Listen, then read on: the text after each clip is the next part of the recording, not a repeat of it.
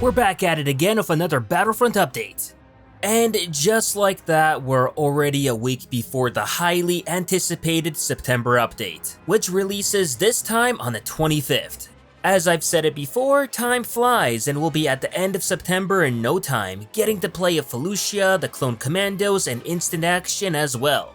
Today, as expected, DICE did drop the Felucia community transmission, which gives us a more in-depth look at the planet, that I'm sure most of us will be wanting to spend a lot of time in the next couple of months. But that's not all we'll be covering today, as we also have the latest news on bug fixes and an update regarding the light side buff stacking. And before we get into any of that, but a quick reminder, as if you do like these type of videos, then do remember to give it a like to show your support for not only this update series, but also the content within it. With that out of the way, let's get into it. Jumping right into the Felucia community transmission, which should be the last and final transmission of September before we get our hands on the update itself next week. In today's transmission, we learn of a few key details regarding Felucia and the update itself, which DICE is calling it as the Cooperation Update.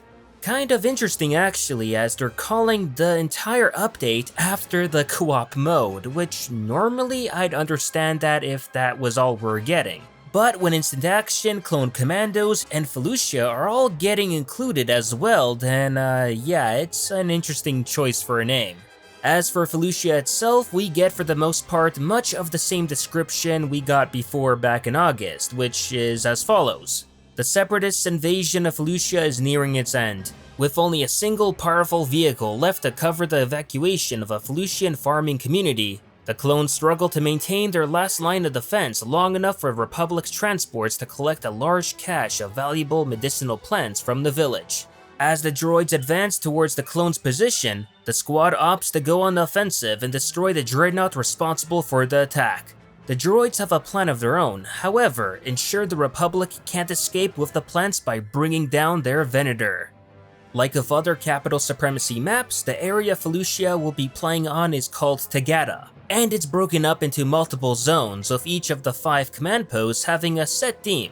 The first is the Village Command Post, which, aside from the fluff describing the village aesthetics, those defending this command post will want to utilize the village structures for additional cover while also taking advantage of the slight increase in height. Second is Command Post Sarlacc. Very few creatures across the galaxy are as feared as the Sarlacc. Even in death, the Sarlacc poses oh dang, he's dead. Yeah, where was I? What was once an area where none would dare enter, at least by their own choosing, is now a battleground for the ongoing conflict between the Separatists and the clone armies on Felucia. This command post is located upon a narrow structure that overlooks the now deceased Sarlacc. Defending the entrance to this structure will be pivotal should you want to keep a hold of this command post. Third is Command Post Farm. Farming is an important aspect of Felucian society, as they can often be found scattered across the planet's lush and vibrant landscape. While this one idyllic farm had spent its best years being tiled and cultivated, it's now a location that bears the scars of battle. This command post is relatively open, with the bulk of the cover coming in the form of various bits of equipment. But with entrances in multiple directions, you'll need to keep an eye out for flanking enemies. Fourth is Command Post Caves. A network of open-air caves run amongst the Felucian landscape and have become a critical area, as both the Separatists and the Republic fight for control over them. A fairly secluded location, you'll have to get in close in order to be able to see the command post, as it's located within a network of caves itself. At least the Rancor that used to dwell here is long gone, but the remnants of it still remain. And last but not least is Command Post Swamp. Used as a drop site by the Separatists, this location in some swamplands has become of key strategic importance. This command post, while surrounded by fairly open terrain, has considerable amount of cover in the form of a Separatist dropship and various supply crates. Make use of this cover, as without it, you'll be an easy target. And as for everything else on Felucia, well, as beautiful as the planet may be, the environment can also be hostile to those that traverse its lush and vibrant landscape. Mushrooms can explode and certain plants can leave behind a hazardous gas that will harm anyone that gets caught within it. While the planet's surface is more than enough to keep your attention, You may want to glance upwards on occasion, as you'll sometimes see both the Felucian Ripper and the Manta flying through the skies. So as a quick recap, the 5 command posts are Caves, the Felucian Village, Felucian Farm, Swamp, and Sarlacc Pit. By the sounds of it, each location seems rather diverse, and should make playing there with its own set of advantages and disadvantages for both attacking and defending players. I kind of wonder if maybe we'll get to see some Felucian farmers in the background, at least in the farm area, and maybe, maybe not, I don't know. As for critters, we know that the Felucian Ripper and the Manta will be seen on the map. Well, technically not on the map, but in the map, as they're gonna be in the sky and seen from a distance, like the Genosians on Genosis. There's also going to be a corpse or bone remains of a Felucian Rancor, where I can see some people not being too happy about that and would rather want a live Rancor instead. I myself wouldn't mind it either way, but I can understand DICE's decision here. If anything, having live Rancors in a Felucian hunt mode would be a far better choice. As for the Sarlacc, then yeah, I'll agree on that one. Very disappointed to see that it's dead rather than alive, as I'm sure the map would still work fine if it were alive, and would probably make things a bit more fun, just like the original Battlefront, where if you don't get too close to the Sarlacc, then you won't get gobbled up. But there was always that possibility of getting caught by a Sarlacc if you got a little bit too close to it. I don't know, it just made the map far more dynamic and fun. Now, unfortunately, the CT for Felucia didn't include any new visuals for how the planet will look like in the game, as Benoit did confirm that they're saving that part for the community update video, other than telling us that she's looking beautiful. So when is this video coming? Well, in the past, DICE have always released these community update videos a day after the update itself, which is in no way good. Fortunately, they did put out the Droideka update video on the Friday before the release week. So if by any chance they don't put the Felucia update video this Friday, then expect it to come out early next week. As I just can't see DICE again releasing it after the update, especially with how they decided to withhold Felucia's visuals in this transmission. They would have only done that if they were confident that they were releasing the video before the update itself.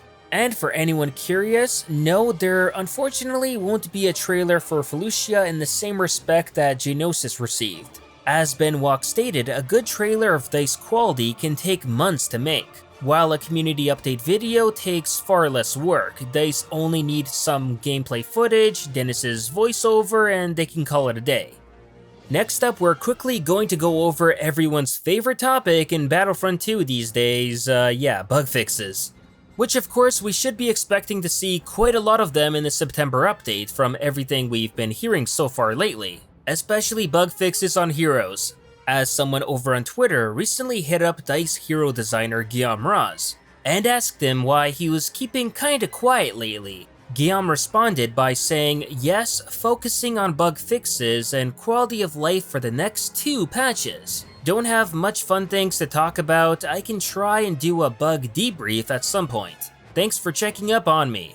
Okay, by the sounds of this, it looks like DICE are not only working on bug fixes for September's update, but for October's as well. At first, when you look at this, it's kind of strange, as if why don't they just include all the bug fixes in one update? Although when you think about it, it does make sense, as it might just need more testing. Because as we know from past DICE bug fixes, they usually end up creating new unwanted bugs in the process. So this may just be DICE playing it cautious in an effort to avoid doing that again. Either way, it's a good sign that DICE are really starting to take bug fixing seriously by doing this. Now, one bug fix that we know for sure will be included in the September update is the dreaded killer doors aboard the Republic and the Separatist capital ships. For anyone who's run into them before, then you know all about it, where basically some of the doors will randomly close on you and, well, killing you in the process. It's especially lame if you have a hero too, as it insta-kills you no matter what hero you could possibly have.